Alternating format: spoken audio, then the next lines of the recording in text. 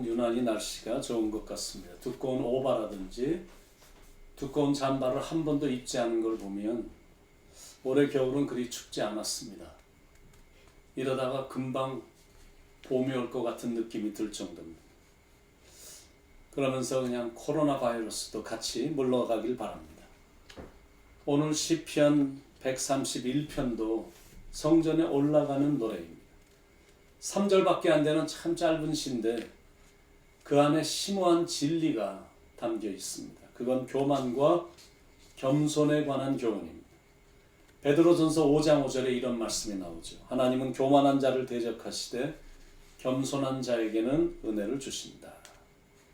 교만한 자들은 대체적으로 야심도 많고 욕심도 참 많습니다. 그러니까 그런 인생은 참 잘 될 것 같은데 현실은 잘 되지 않거든요. 왜냐하면 하나님께서 교만한 자를 대적하시기 때문에. 그러나 욕심도 내려놓고 하나님의 백성답게 겸손하게 순수한 마음으로 나가면 하나님께서 은혜를 주십니다. 1절 2절 여호와여 내 마음이 교만하지 아니하고 내 눈이 오만하지 아니하오며 내가 큰 일과 감당하지 못할 놀라운 일을 하려고 힘쓰지 아니하나이다. 실로 내가 내 영혼으로 고요하고 평온하게 하기를 젖된 아이가 그의 어머니 품에 있음 같게 하였나니 내 영혼이 젖된 아이와 같도다.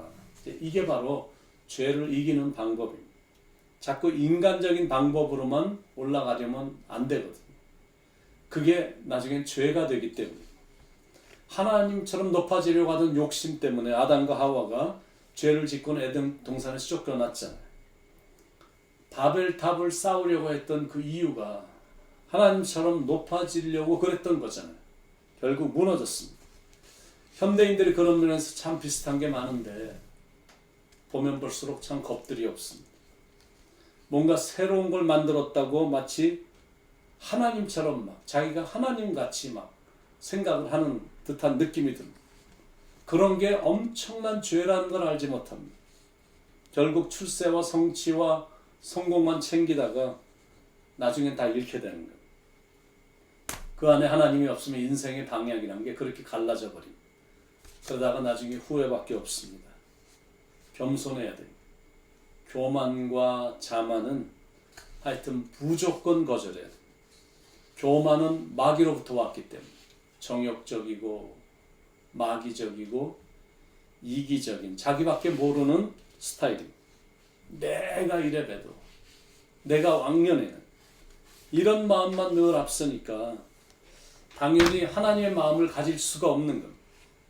예수님은 자신을 일컬어서 나는 마음이 온유하고 겸손하니 이렇게 말씀하셨거든요. 겸손은 예수님에게서부터 왔습니다. 늘 섬겨주셨고 돌아가시는 순간까지 제자들의 발을 씻겨주시는 겸손함을 보이셨습니다. 그것뿐만이 아니라 십자가에서도 가장 낮아지고 겸손한 모습을 보여주셨고 그는 근본 하나님의 본체시나 하나님과 동등됨을 취할 것으로 여기지 아니하시고 오히려 자기를 비워 종의 형체를 가지사 사람들과 같이 되셨고 사람의 모양으로 나타나사 자기를 낮추시고 죽기까지 복종하셨으니 곧 십자가에 죽으십니다.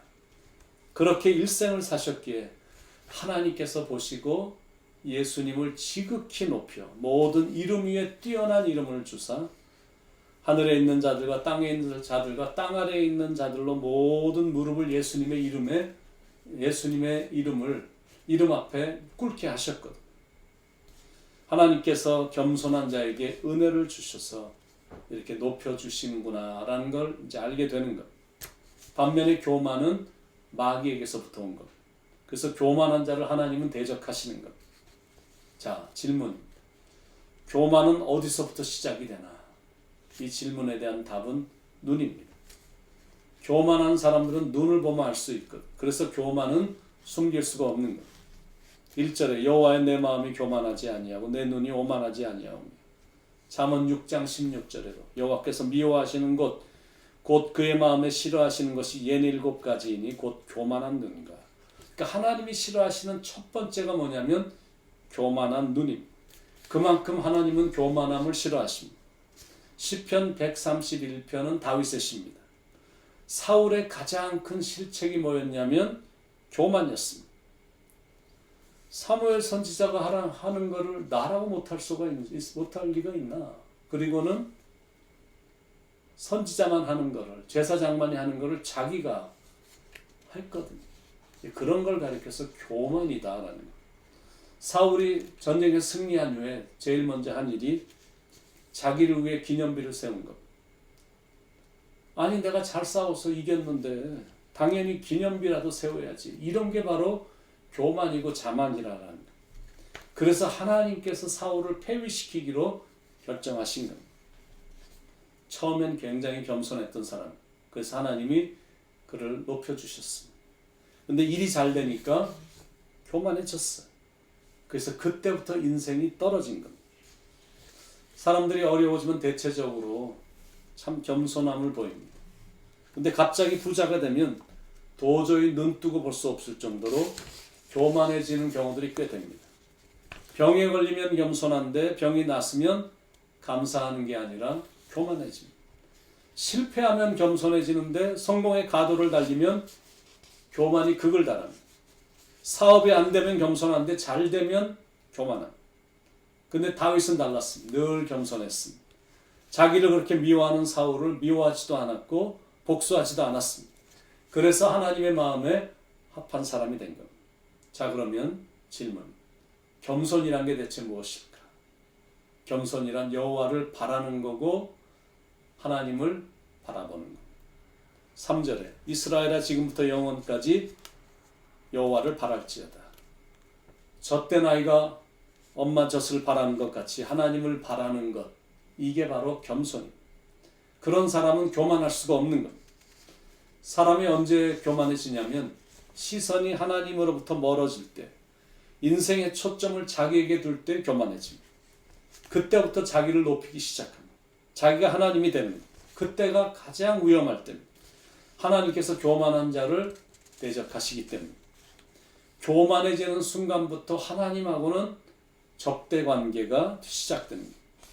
그러나 겸손하면 하나님께서는 이런 축복을 주신다라는 거죠. 2절에 실로 내가 내 영혼으로 고요하고 평온하게 하기를 젖된 아이가 그의 어머니 품에 있음 같게 하였나니 내 영혼이 젖된 아이와 같도다. 첫 번째 겸손한 자에게 주시는 축복은 고요함의 축복입니다. 실로 내가 내 영혼으로 고요하고, 두 번째 축복은 평안함의 축복, 평온하게 하기를.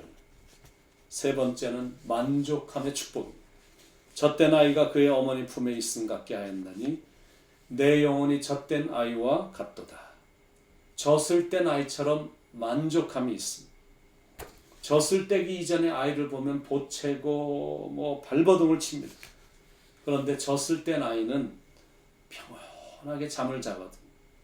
겸손한 자에게 하나님께서 그런 평온함의 축복을 주신다라는 거예요. 아이가 그렇게 평온한 이유가 뭘까요? 그건 어머니가 옆에 있기 때문에. 똑같은 이치로 겸손한 자가 평온함을 느끼는 이유는 하나님이 옆에 계시기 때문입니다. 다윗이 3절에서 이렇게 초대를 합니다. 이스라엘아 지금부터 영원까지 여호와를 바랄지어다. 하나님과 함께 있기로 결심하라라는 것. 그분을 갈망하라라는 것. 그럴 때 평온함이 임하니까 절대 교만하지 말고 착하고 겸손하게 살아야 됨을 말씀하고 있는 것. 그리고 누누이 강조하지만 우리는 교만할 게 하나도 없거든. 우리가 할 수 있는 게 하나도 없기 때문에 그저 하나님의 은혜로만 살아가는 거거든. 아침에 눈을 뜨면 내가 몸이 움직이고 있다는 게 너무 감사하고, 또 이른 아침이 돼서 이제 하루의 활동이 시작되는 그 시간이 되면 내가 지금 호흡을 하고 있다는 게 이게 너무 감사하거든. 그리고 정말 하나님이 도와주셔서 하루하루를 이렇게 살아가고 있는 거, 이게 하나님의 은혜거든. 이 은혜가 멈춰지면 큰일 나잖아요. 그러니까 교만할 게 하나도 없는 겁니다. 하나님의 은혜로만 사는 존재니까. 그러니까 그저 모든 걸 하나님께 다 맡기고 사는 겁니다. 그리고 어린아이처럼 겸손히 사는 겁니다. 그럴 때 그 삶은 지극히 평온해집니다. 오늘도 착하고 겸손하게 살기를 축원드립니다.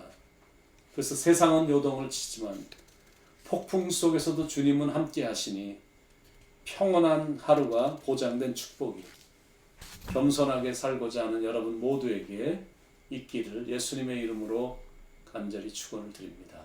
기도하겠습니다. 예수님처럼 겸손하게 순수하게 자신을 낮추며 주님을 높이며 살아가는 성숙함, 순수함, 겸손함이 우리에게 있기를 기도합니다. 그래서 하나님의 은혜가 중단되지 않고 하나님의 은혜가 날마다 넘치는 그런 축복으로 채워주시길 간절히 바라며 오늘도 우리와 함께 하실 주님께 감사드리옵고 사랑이 많으신 예수님의 이름으로 간절히 기도드립니다. 아멘.